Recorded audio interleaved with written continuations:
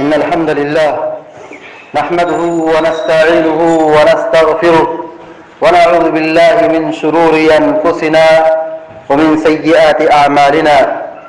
من يهده الله فلا مضل له ومن يضلل فلا هادي له، وأشهد أن لا إله إلا الله وحده لا شريك له، وأشهد أن محمدا عبده ورسوله. أما بعد، فإن خير الحديث كتاب الله، وخير الهدي هدي محمد صلى الله عليه وسلم، وشر الأمور محدثاتها، وكل محدثة بدعة، وكل بدعة ضلالة، وكل ضلالة في النار. أعوذ بالله من الشيطان الرجيم. بسم الله الرحمن الرحيم. يوم نقول لجهنم هل امتلأت وتقول هل من مزيد وأزلفت الجنة للمتقين غير بعيد. هذا ما توعدون لكل أواب حفيظ. من خشي الرحمن بالغيب وجاء بقلب منيب ادخلوها بسلام ذلك يوم الخلود لهم ما يشاءون فيها ولدينا مزيد. وقال الله عز وجل: وذكر فإن الذكرى تنفع المؤمنين. حاضرین جمعہ، ہر قسم کی تعریف، کبریائی اور بڑائی اللہ رب العالمین کے لیے لائق و زیبا ہے. لاکھوں کروڑ درود و سلام ہو تمام انبیاء کرام پر، بالخصوص ہمارے اور آپ کے آخری نبی جناب محمد رسول اللہ صلی اللہ علیہ وسلم پر. اللہم صلی علی محمد وعلی آل محمد كما صليت على إبراهيم وعلى آل إبراهيم إنك حميد مجيد. اللهم بارك على محمد وعلى آل محمد كما باركت على إبراهيم وعلى آل إبراهيم إنك حميد مجيد. جمعہ کے دن خاص طور سے درود و سلام نبی کریم صلی اللہ علیہ وسلم تک پہنچانا چاہیے. یہ اہل ایمان کو مکلف بنایا گیا ہے اور حکم دیا گیا ہے، اور اس کی بڑی احادیث میں بڑی فضیلت بیان کی گئی ہے.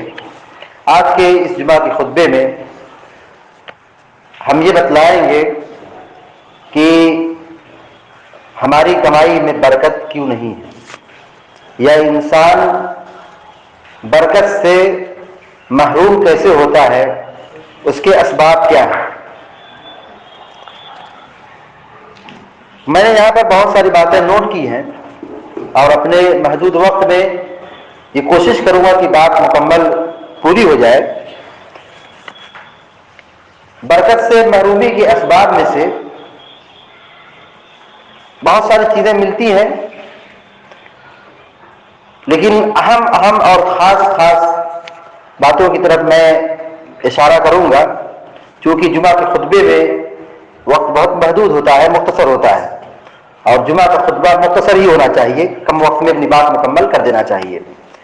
پہلی چیز ہے کثرت سے گناہ کرنا، یعنی گناہ کی وجہ سے انسان برکت سے، مال کی برکت سے اور ہر قسم کی برکت سے محروم ہوتا ہے. یعنی گناہ ایسی چیز ہے کہ آدمی گناہ جب کرتا ہے تو اسے بہت مزہ ملتا ہے. ناجائز اور حرام کام جب انسان کرتا ہے تو اس کو بڑا لطف آتا ہے، لیکن اس گناہ کے پیچھے نقصان کیا ہے، اس گناہ کا زندگی میں اثر کیا ہوتا ہے، ان سب چیزوں سے انسان غافل ہے. گناہ کے نقصان میں سے ایک بڑا نقصان یہ ہے کہ انسان اپنی کمائی اور اپنی روزی اور اپنے مال کی برکت سے محروم ہو جاتا ہے. بہت بڑی بات ہے. نبی علیہ السلام نے فرمایا: وَإِنَّ الْعَبْدَ لَيُحْرَمُ الرِّزْقَ بِالذَّنبِ يُصِيبُهُ. بالذنب یصیبہ، کہ آپ صلی اللہ علیہ وسلم یہ کہہ رہے ہیں کہ انسان گناہ کی وجہ سے روزی سے محروم ہو جاتا ہے. رزق، روزی، کھانا پینا، انسان گناہ کی وجہ سے، معصیت اور اللہ کی نافرمانی کی وجہ سے روزی سے محروم ہو جاتا ہے. یعنی اس کی کمائی سے، اس کی دولت سے برکت اٹھ جاتی ہے. یہ گناہ کا بہت بڑا نقصان ہے. جھوٹ بولنے سے مال کی برکت کم ہو جاتی ہے، مال کی برکت گھٹ جاتی ہے. ایک آدمی کاروبار کر رہا ہے، سامان بیچ رہا ہے، تجارت کر رہا ہے، لیکن اپنی تجارت میں سچ بول رہا ہے، اس سے برکت ہوتی ہے. اس کا سامان بکے یا نہ بکے، اس کو اللہ رب العالمین برکت سے مالا مال کر دیتا ہے. کم ہی دولت اس کے پاس تو رہے گی لیکن اس کی زندگی کے لیے کافی ہو جائے گی. نہ زندگی میں کوئی ٹینشن، نہ کوئی فتنہ، نہ کوئی جھگڑا، نہ کوئی بیماری، نہ اسے قرض لینے کی نوبت آئے گی. لیکن اگر آدمی جھوٹ بولتا ہے، جھوٹ بول کر کے کاروبار کرتا ہے، تو اس کی تجارت اور اس کی دولت سے اللہ رب العالمین برکت کو کھینچ لیتا ہے. یہ جھوٹ کا نقصان ہے. سچ بولنے سے روزی برکت ہوتی ہے، جھوٹ بولنے سے مال کی برکت اور دولت کی برکت چلی جاتی ہے. صحیح بخاری اور صحیح مسلم کے اندر روایت موجود ہے، اللہ کے نبی علیہ الصلوۃ والسلام نے فرمایا کہ اگر دونوں کاروبار کرنے والے، ایک آدمی خرید رہا ہے ایک آدمی بیچ رہا ہے، دونوں بیع و شراء کرنے والے، لین دین کرنے والے، اگر تاجر سچ بولتا ہے اور اپنے سامان کی خوبی خامی بیان کر دیتا ہے تو اللہ تعالیٰ اس کے کاروبار میں برکت ڈال دیتا ہے. یہی لفظ ہے، بورک لہما فی بیعہما، ان دونوں کے خرید و فروخت میں اللہ رب العالمین برکت ڈال دیتا ہے. فَإِن كَذَبَ وَكَتَمَ، اگر آدمی دونوں جھوٹ کے اندر داخل ہو گئے، کاروبار میں جھوٹ آ گیا، اپنے سامان کی خامی کو ان لوگوں نے چھپا لیا، سامان کی کیا خرابی ہے اس کو بتایا نہیں. پیارے نبی علیہ السلام یہ کہتے ہیں موہقت برکت بیہما، ان دونوں کی خرید و فروخت میں اللہ رب العالمین برکت کو چھین لیتا ہے، برکت کو مٹا دیتا ہے. تو مال کے اندر برکت کیوں نہیں ہے؟ ہم اپنی کمائی اور اپنی تجارت پر غور کریں کہ ہماری کمائی اور ہماری تجارت کا ایک بہت بڑا حصہ جھوٹ کے کاروبار میں ہے. ہم سامان تو بہت کم بیچتے ہیں لیکن جھوٹ بہت بیچتے ہیں. سود کھانا بھی برکت کے ختم ہونے کے اسباب میں سے ہے. یعنی ہماری برکت، ہماری کمائی میں برکت نہیں ہے، اس کے اسباب میں سے ایک سبب یہ ہے کہ ہمارے مال میں سود داخل ہو گیا ہے.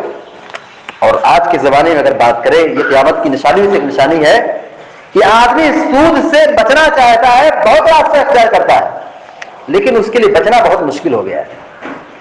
ہمارے کاروبار میں اور ہمارے بینکوں کا جو سسٹم اور نظام ہے، آپ دیکھ لیجئے کہ آپ بہت کوشش کرنا چاہیں بچ جائیں، مگر بچ نہیں سکتے ہیں. یہ الگ بات، آپ کھائیں گے نہیں، آپ استعمال نہیں کریں گے لیکن کہیں نہ کہیں آپ سود کے فتنے میں مبتلا ہو جائیں گے. آپ اپنا اکاؤنٹ چیک کر لیجئے، انٹرسٹ کے نام پہ آپ کو 1000 2000 4000 5000 10,000 آپ کے بینکوں میں جمع ہے. اگر کوئی کسی کے پاس نہیں اتنا پیسہ ہے تو اگر 1000 2000 بھی اس کے پاس اگر اکاؤنٹ میں جمع ہے تو 6 مہینے میں 3 مہینے اور 4 مہینے میں 75 روپے اور 100 روپے 200 روپے اس کو سود کا پیسہ ملتے رہتا ہے. سود سے بچنا بہت مشکل ہو گیا ہے. اللہ رب العالمین کہتا ہے یمحق اللہ الربا ویربی الصدقات، کہ اللہ رب العالمین سود کو مٹاتا ہے اور صدقے کو بڑھاتا ہے. صدقہ کرنے سے مال میں برکت ہوتی ہے اور سود کھانے سے مال سے برکت چلی جاتی ہے. تو ہماری کمائی میں برکت کے نہ ہونے کے اسباب میں سے تیسرا سبب یہ ہے کہ ہمارے کاروبار میں، ہمارے لین دین میں سود داخل ہو گیا ہے، ہم سود کھا رہے ہیں، اس لیے اللہ رب العالمین برکت کو چھین لیا ہے. نعمت کی ناقدری اور نعمت پر اللہ کا شکر ادا نہ کرنا بھی برکت کے ختم ہونے کے اسباب میں سے ہیں. اللہ رب العالمین کہتا ہے لئن شکرتم لازیدنکم ولئن کفرتم ان عذابی لشدید، اگر تم میری نعمتوں پر شکر ادا کرو گے، میری دی ہوئی نعمتوں کا صحیح استعمال کرو گے تو اللہ تعالیٰ یہ کہہ رہا ہے لازیدنکم، میں تم کو اور مال دوں گا اور نوازوں گا اور برکت دوں گا. رزق میں برکت ہوگی، مال میں برکت ہوگی، دولت میں برکت ہوگی. وَلَئِن كَفَرْتُمْ إِنَّ عَذَابِي لَشَدِيدٌ، لیکن اگر تم میری دی ہوئی نعمتوں کی ناقدری کرو گے، ناشکری کرو گے تو سمجھ جاؤ کہ میرا عذاب بڑا دردناک ہے. شکر کرنے سے دولت ملتی ہے، برکت ملتی ہے، رزق میں اضافہ ہوتا ہے، اللہ تعالیٰ روزی کو بڑھا کے دیتا ہے. لیکن ناشکری اگر کی جائے، نعمت کی ناقدری کی جائے، نعمت کا غلط استعمال کیا جائے تو اللہ رب العالمین کا عذاب آتا ہے. اور جب ظاہر سی بات ہے، جب عذاب آئے گا تو عذاب کے آنے سے برکت چلی جائے گی، برکت کا نقصان ہوگا، ہمارے مال میں کمی ہوگی، نقصان ہوگا، خسارہ ہوگا، تباہی و بربادی ہوگی. اسی طریقے سے رزق میں رزق سے محرومی اور برکت کے چلے جانے کے اسباب میں سے ایک سبب یہ ہے کہ آدمی رشتہ داری کو توڑ دے، رشتہ داری کو ادا نہ کرے۔ رشتے ناطے بڑی اہمیت کے حامل ہوتے ہیں، اسلام میں رشتہ داری کی بڑی اہمیت ہے۔ ایک رشتہ داری ہماری ابو کی طرف سے ہوتی ہے، چچا پھوپھی وغیرہ۔ ایک رشتہ داری ہماری امی کی طرف سے ہوتا ہے، نانا کھالو خالہ۔ ایک رشتہ داری ہماری طرف سے ہوتا ہے، سسرالی رشتہ۔ تینوں رشتوں کی اسلام میں بڑی قدر ہے۔ ایسا نہیں کہ آدمی صرف امی کے رشتے کی بڑا قدر کرے، ابو کے رشتے کا بڑا خیال رکھے، یا صرف اپنے سسرال کا بڑا خیال رکھے۔ نہیں، تینوں رشتوں کی اسلام میں بڑی قدر ہے۔ جو ان رشتوں کی ادائیگی کرتا ہے اللہ تعالیٰ روزی عطا کرتا ہے۔ پیارے نبی علیہ السلام نے فرمایا من احب ان یبسط له فی رزقه او ينسأ له فی اثره فلیصل رحمه، کہ جو آدمی یہ چاہتا ہے کہ اس کی روزی میں اضافہ کیا جائے۔ دیکھیے حدیث سنیے غور سے، پیارے نبی یہ کہتے ہیں جو یہ آدمی چاہتا ہے کہ اس کی روزی میں کشادگی کر دی جائے، یعنی اس کو بڑھا کے روزی دی جائے، اس کے مال میں برکت ہو جائے اور اس کی عمر کو بڑھا دیا جائے، اس کی عمر میں اضافہ کر دیا جائے، یعنی مال میں بھی برکت، اس کی زندگی میں بھی برکت، اس کو کیا کرنا چاہیے؟ اللہ کے نبی کہتے ہیں فلیصل رحمہ، چاہیے کہ وہ اپنے رشتے ناتوں کے ساتھ اچھا سلوک کرے۔ تو رشتہ داروں کے ساتھ اچھا سلوک کرنا، رشتہ داروں کا خیال رکھنا، یہ اسلام میں بہت بڑا مقام ہے، اس کا بہت بڑا درجہ ہے۔ آپ ایک غریب پر صدقہ کر دو وہ صدقہ ہے، اپنے پڑوسی پر صدقہ کر دو ایک صدقہ ہے، وہ بھی نیکی ہے۔ لیکن آپ کا مال ہے، اپنا مال، آپ اپنے مال کا صدقہ اپنے رشتہ دار پر خرچ کرتے ہیں، اپنے رشتہ دار کو دیتے ہیں، اپنے رشتہ دار کی سپورٹ کرتے ہیں، وہ ایک صدقہ بھی ہے اور صلہ رحمی بھی، اس پر ڈبل اجر ملتا ہے، ڈبل ثواب ملتا ہے۔ آپ اپنے گاؤں کے غریب کو دے دیں، یہ صدقہ ہے، صدقے کا ثواب ملے گا، ایک ثواب ملے گا۔ لیکن وہی پیسہ آپ نکال کر کے اپنے رشتہ دار پر خرچ کریں، پیارے نبی علیہ السلام کہتے ہیں ایک تو صلہ رحمی کا ثواب ملتا ہے، دوسرا اس کو صدقے کا ثواب ملتا ہے۔ ہم اور آپ دنیا جہاں پہ خرچ کریں گے لیکن اپنے رشتہ دار کا کوئی خیال نہیں رکھیں گے۔ مال کے اندر برکت سے محرومی کے اسباب میں سے ایک سبب ہے بھیک مانگنا۔ کچھ لوگوں کی عادت ہوتی ہے کہ ان کے جیب میں پیسہ ہوتا ہے لیکن پھر بھی مانگتے ہیں، مانگ کے کھانا، مانگ کے لوٹنا، مانگ کر کے ہاتھ پھیلا کر کے لینا۔ رمضان کا مہینہ آئے گا یا کوئی عید کا موسم آئے گا، کوئی اور آئے گا، تو کچھ لوگ اپنا ایک کاروبار شروع کر دیتے ہیں۔ آدمی کے پاس تو بہت ہے لیکن صبر نہیں ہے، قناعت نہیں ہے۔ آدمی کے پاس صبر اور قناعت نہیں ہے، دولت ہے، بینک میں ہے، جیب میں ہے، گھر میں ہے، لیکن اس کی عادت بنی ہوئی ہاتھ پھیلا ہے، بھیک مانگ رہا ہے۔ شاید نبی علیہ السلام کہتے ہیں کہ آدمی بھیک مانگتا ہے، مسلسل بھیک مانگتا ہے، کل قیامت دن اللہ رب العالمین کے دربار میں آئے گا، اس کے چہرے پہ گوشت نہیں ہوگا۔ کیوں گوشت نہیں ہوگا؟ کیونکہ جب آدمی بھیک مانگتا ہے اپنا چہرہ بگاڑ دیتا ہے، یعنی یہ ظاہر کرنے کے لیے، ثابت کرنے کے لیے میں فقیر آدمی ہوں، کمزور آدمی ہوں، مجھ کو دولت کی چاہت ہے، پیسے کی ضرورت ہے، تو آدمی بھیک مانگتا ہے اپنی ہوس کو بجھانے کے لیے، اپنی چاہت کو بجھانے کے لیے۔ اس کے پاس سب کچھ ہے لیکن پھر بھی بھیک مانگ رہا ہے۔ اللہ کے نبی علیہ السلام کے ایک بڑے پیارے صحابی حضرت حکیم بن حزام، ایک مرتبہ اللہ کے نبی مال تقسیم کر رہے تھے تو حضرت حکیم بن حزام آئے، انہوں نے کہا کہ مجھ کو بھی دے دیجیے۔ پیسے کی چاہت کس کو نہیں ہوتی ہے؟ یہاں اگر لائن لگ جائے تو پیسہ ملے گا، سب لوگ بھاگ جائیں گے، مالدار ہو کیا غریب، جس کے پاس جیب میں پیسہ وہ بھی جائے گا، جس کے پاس نہیں تو جائے گا۔ حضرت حکیم بن حزام رضی اللہ عنہ چلے گئے کہ میں بھی لے لوں، اللہ کے نبی نے دے دیا، کہا لے جاؤ۔ دوبارہ آئے، کہا پیسہ مل رہا، ہم کو ملنا چاہیے۔ اللہ کے نبی نے کہا ٹھیک ہے میں تم کو دے دیتا ہوں، لیکن یاد رکھو کہ جو تم اپنی محنت کی کمائی کھاؤ گے اس میں اللہ تعالیٰ برکت ڈال دے گا، لیکن جو تم مانگ کے کھاؤ گے اللہ تعالیٰ اس سے برکت تو نکال لے گا۔ آدمی کو بنا مانگے اگر مل جائے تو لے لینا چاہیے، یہ ادب ہے، لیکن اگر آدمی مانگ کے لے رہا ہے، اس کے پاس پیسہ ہے پھر بھی مانگ رہا ہے، تو یہ حرام ہے۔ کوئی آدمی کسی کو کچھ سمجھ کر کے کچھ دینا چاہتا ہے تو اس کو لے لینا چاہیے، یہ کوئی غلط چیز نہیں ہے۔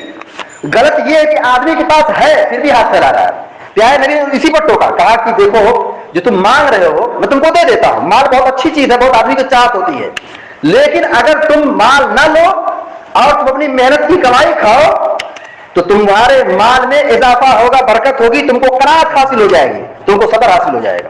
لیکن مانگو گے تو پیٹ نہیں بھرے گا، کھاؤ گے آسودگی حاصل نہیں ہوگی، پیٹ نہیں بھرے گا۔ اس حدیث کے بعد، اس نصیحت کے بعد حضرت حکیم بن حزام نہیں آئے مانگنے کے لیے۔ حضرت ابوبکر صدیق رضی اللہ عنہ کی خلافت کا جب دور شروع ہوا، انہوں نے سب کو وظیفہ دیا ان کو اتنا ملے گا, ان کو اتنا وظیفہ دیا. حضرت حکیم بن حزام کا بھی نام رجسٹر میں لکھا ہوتا, ان کو بلایا کہا مجھے نہیں چاہیے, مجھے نہیں چاہیے, وہ نہیں لیتے تھے. عمر فاروق رضی اللہ عنہ کی خلافت کا جب دور شروع ہوا تو انہوں نے بلایا حکیم بن حزام کو, صحابی ہیں وہ. حضرت حکیم بن حزام نے کہا مجھے نہیں چاہیے, نہیں لیا انہوں نے. یہ خودداری اس کو کہتے ہیں, یہ خودداری ہے, اور اس سے رزق کے اندر, مال کے اندر برکت ہوتی ہے. رزق کے اسباب میں سے ایک سبب یہ ہے وقت پر شادی کرنا. وقت پر شادی بیاہ کرنا بھی یہ روزی کے ملنے اور برکت کے حاصل کرنے کے اسباب میں سے ہیں. اور آدمی شادی نہ کرے اور صرف مال کو کمانے اور مال کو سنوارنے اور بہت ساری چیزوں کا خواب دیکھ رہا ہے, برکت اٹھ جائے گی. شادی بیاہ کرنے سے روزی میں اضافہ ہوتا ہے. اللہ رب العالمین نے قرآن کریم میں فرمایا ان یکونوا فقراء یغنیهم اللہ من فضلہ. نکاح کے مسئلے میں فرمایا کہ کچھ لوگ شادی بیاہ نہیں کر پاتے ہیں. کیوں؟ کہیں گے کہ ہم شادی کر لیں گے تو بال بچوں کو کیسے کھلائیں گے, بیوی کو کیا کھلائیں گے, کیسے رکھیں گے, ان کو ٹینشن سوار رہتا ہے. اللہ رب العالمین کہتا, میں نہیں کہتا ہوں, اللہ تعالیٰ کہتا ہے شادی کے مسئلے میں کہتا ہے ان یکونوا فقراء یغنیهم اللہ من فضلہ. کہا اگر جوڑے یعنی جن کی شادی ہونے والی ہے, جو شادی کی عمر تک پہنچ چکے ہیں, وہ ڈر رہے کہ میں فقیر ہوں, کمزور ہوں, کیا کھلاؤں گا, کیا ان کا انتظام کیا کروں گا. اللہ رب العالمین نے کہا اگر یہ فقیر ہو, کمزور ہو, مال کی کمی ہو, غربت ہو, اللہ تعالیٰ شادی کے دن تمہارے رزق کے اندر برکت ڈال دے گا. شادی کے دن روزی ملتی ہے. ہم اور آپ کیا سوچتے ہیں, ایک لمبا خواب ہے لوگوں کا شادی کرنے کا کہ ہمارے فلاں رشتہ دار آ جائیں گے, ہمارا گھر بن جائے گا, زمین مل جائے گی, کاروبار سیٹ ہو جائے گا, یہ مل جائے گا, وہ مل جائے گا. تب شادی تب تو شادی کی عمر ہی ختم ہو جاتی ہے. تب ہائے چلاتے ہیں کہ یہ ہو گیا, وہ ہو گیا, شادی بگڑ گئی, رشتہ خراب ہو گیا, بیوی صحیح نہیں ہے, گھر صحیح نہیں ہے. رزق کے اسباب میں سے اہم سبب یہ ہے کہ آدمی وقت پر شادی کرے اور سنت کے مطابق شادی کرے, اور شادی کے ساتھ اسلام کے مطابق شادی کرے. اللہ تعالیٰ اس سے روزی میں برکت عطا کرتا ہے. رزق کے اسباب میں سے یا برکت کے ختم ہو جانے کے اسباب میں سے ایک سبب یہ ہے کہ آدمی منشیات کا استعمال کرے. روزی گھٹتی کیسے ہے, مال میں برکت کیوں ختم ہو جاتی ہے, اس کے اسباب میں سے سبب یہ کہ آدمی منشیات کا استعمال کرے. منشیات یہ کیا ہے؟ پان, بیڑی, گٹکا, سگریٹ, شراب, تمباکو, جتنی بھی قسمیں ہیں نشہ آور چیزیں, یہ سب کے سب اسلام میں حرام ہے, چاہے وہ چھوٹی چیز ہو یا بڑی چیز ہو. اس سے بھی روزی میں کمی ہوتی ہے, اس سے بھی برکت اڑ جاتی ہے. ہمارا ذرا غور کریں کہ ایک آدمی اپنی زندگی کے 60 سال کے عرصے میں مسلسل 10-20 روپے کا گٹکا کھا رہا ہے. آپ کاؤنٹ کر لیجئے کہ وہ 60 سال میں کتنا کھایا ہے. روزی کہاں آئے گی, روزی برکت کہاں آئے گی. ایک آدمی اگر منشیات کا استعمال نہ کرے, لوگوں نے تجربہ کر کے لکھا ہے, کہا اگر آدمی پان, بیڑی, سگریٹ, گٹکا, تمباکو سب چھوڑ دے اور اپنے مال کو اگر رکھ لے تو اچھی گاڑی خرید سکتا ہے, اچھا گھر خرید سکتا ہے, اچھا فلیٹ بنا سکتا ہے, اچھی سہولت کے ساتھ زندگی گزار سکتا ہے. لیکن ہر روز آدمی اپنا پیسہ پانی کی طرف ڈال رہا ہے, صبح بھی کھا رہا ہے, شام بھی کھا رہا ہے, ہر گھنٹے ہر 10 منٹ, 15, 20 منٹ, 40 منٹ کے بعد اس کا استعمال آدمی کر رہا ہے. اور اس راستے میں آدمی جہاں گناہ کر رہا ہے وہی اپنی دولت کو اپنے ہاتھ سے بہا رہا ہے. تو روزی کے گھٹنے کے اسباب میں سے ایک سبب یہ ہے کہ آدمی منشیات کا استعمال کرے, ناجائز جگہوں پر اپنے مال کو خرچ کرے, حرام جگہ پر اپنے مال کو خرچ کرے. یہ وسیلہ اور ذریعہ ہے کہ انسان کے اندر جو مال, انسان کے پاس جو مال ہے, اللہ تعالیٰ اس کی مال کی برکت کو گھٹا لیتا ہے, چھین لیتا ہے. یہ کچھ اسباب ہیں رزق کے گھٹنے اور روزی کے کم ہونے کے اسباب میں سے جو کچھ طرح بتایا گیا ہے. ان سب چیزوں سے ہمارا آپ کو بچنے کی ضرورت ہے. رب العالمین سے دعا کہ اللہ تعالیٰ ہم سب کو کہنے اور سننے سے زیادہ عمل کرنے کی توفیق عطا فرمائے, اور دنیا میں جب تک زندہ رکھے ایمان اور توحید پر ہم سب کو قائم رکھے, اور ہمیں جو بیمار اللہ تعالیٰ ان کو شفاء کاملہ عطا فرمائے, اور جو پریشان اللہ تعالیٰ ان کی پریشانی کو دور فرمائے, اور جو مقروض ہیں اللہ تعالیٰ ان کے قرض کی ادائیگی کا راستہ ہموار کر دے اور آسان بنا دے.